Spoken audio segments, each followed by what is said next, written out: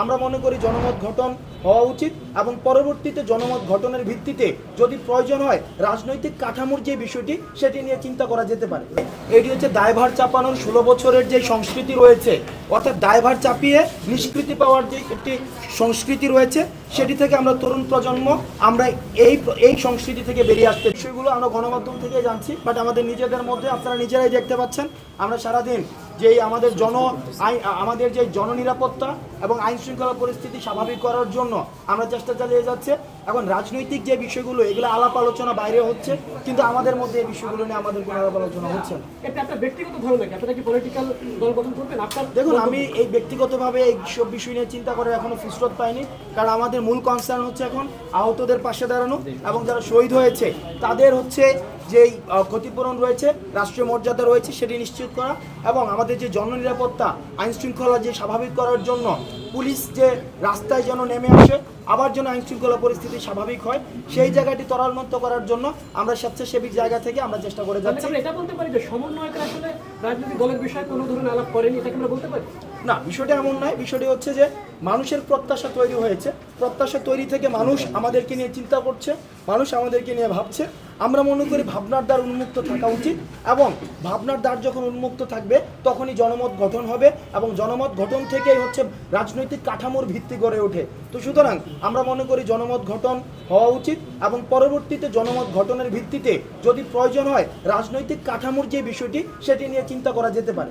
কারণ এই অন্তর্বর্তীকালীন সরকারের উচিত ছিল শুরুতেই এসে যারা আহত হয়েছে এবং শহীদ হয়েছে তাদের জন্য আমাদের যেটাকে আমরা বলি ওয়ান স্পট যে সলিউশন, অনশট যে সলিউশন, এই ওয়ানশট সলিউশন নিশ্চিত করা, কিন্তু আমরা সেই জায়গায় দেখেছি আজকের এই দিনে দাঁড়িয়েও আমরা পূর্ণাঙ্গ আহতদের কোনো লিস্ট পাইনি, পূর্ণাঙ্গ যারা শহীদ হয়েছে তাদের লিস্ট পাইনি।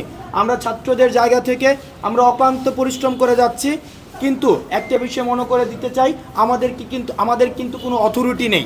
এই যে আপনারা যে দেখছেন ট্রাফিক পুলিশ নিয়ন্ত্রণ করছে শিক্ষার্থীরা, বা আমরা বিভিন্ন হসপিটালে ছুটে যাচ্ছি, বিভিন্ন ধরনের আইন শৃঙ্খলা পরিস্থিতিকে স্বাভাবিক করার চেষ্টা করছি, এটি কিন্তু পুরোটি হচ্ছে স্বেচ্ছাসেবীমূলক একটি কাজ।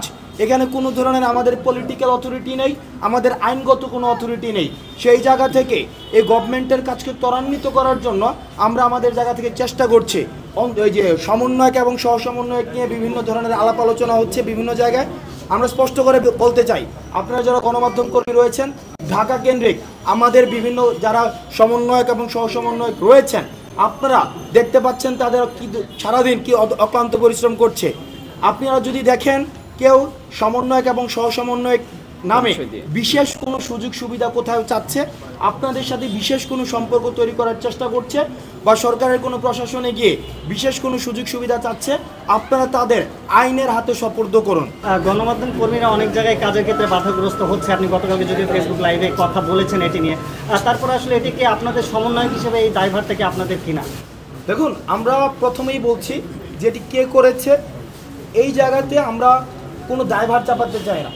অর্থাৎ দায়ভার আওয়ামী লীগ করেছে, বিএনপি করেছে, ছাত্রদল করেছে, শিবির করেছে বা সমন্বয়ক করেছে, এটি যখন দেওয়া হয় এটি হচ্ছে দায়ভার চাপানোর 16 বছরের যে সংস্কৃতি রয়েছে, অর্থাৎ দায়ভার চাপিয়ে নিষ্কৃতি পাওয়ার যে একটি সংস্কৃতি রয়েছে, সেটি থেকে আমরা তরুণ প্রজন্ম আমরা এই সংস্কৃতি থেকে বেরিয়ে আসতে, এবং যারা এই কাজটি করেছে তাদের প্রথম এবং প্রধান পরিচয় তারা অপরাধী। সুতরাং বিদ্যমান আইনি কাঠামোতে এই অপরাধীদের যে ধরনের শাস্তি রয়েছে, আপনারা যে ভিডিও ফুটেজ রয়েছে বা আপনাদের যে প্রুফ রয়েছে আমরা সামাজিক যোগাযোগ মাধ্যমে দেখেছি, সেই ভিডিও ফুটেজ এবং প্রুফের মাধ্যমে তাদেরকে আইনের আওতায় নিয়ে আসার জন্য আমাদের পক্ষ থেকে আহ্বান থাকবে। আমরা দেখেছি যে বৈষম্য বিরোধী ছাত্র আন্দোলন, আমরা শুরু থেকে বলছি আমাদের কোনো পলিটিক্যাল অ্যাফিলিয়েশন নেই, আমাদের কোনো স্টুডেন্ট উইং নেই, অথবা ফিক্সড কোনো পলিটিক্যাল ফ্রেমওয়ার্ক নেই যেটির মধ্য দিয়ে আমাদের নিজস্ব কোনো বাহিনী রয়েছে যাদের উপরে দায় চাপানোর বিষয়টি থাকে। আপনারা জানেন যে বৈষম্য বিরোধী ছাত্র আন্দোলনে সকল শ্রেণী পেশা, সকল ছাত্র, শিক্ষক, নাগরিকের অংশগ্রহণ থাকে। সেই জায়গা থেকে যারা কোনো ধরনের অপকর্ম করে তাদেরকে আমি শুধু একটা নামে আমি তাদেরকে পরিচয় দিতে চাই, তারা হচ্ছে অপরাধী, তারা হচ্ছে আইন লঙ্ঘনকারী। এবং অপরাধী এবং যারা আইন লঙ্ঘনকারী তাদের বিদ্যমান আইনের আওতায় আমরা সবসময় তাদের বিচারের দাবি আমরা সবসময় জানাবো।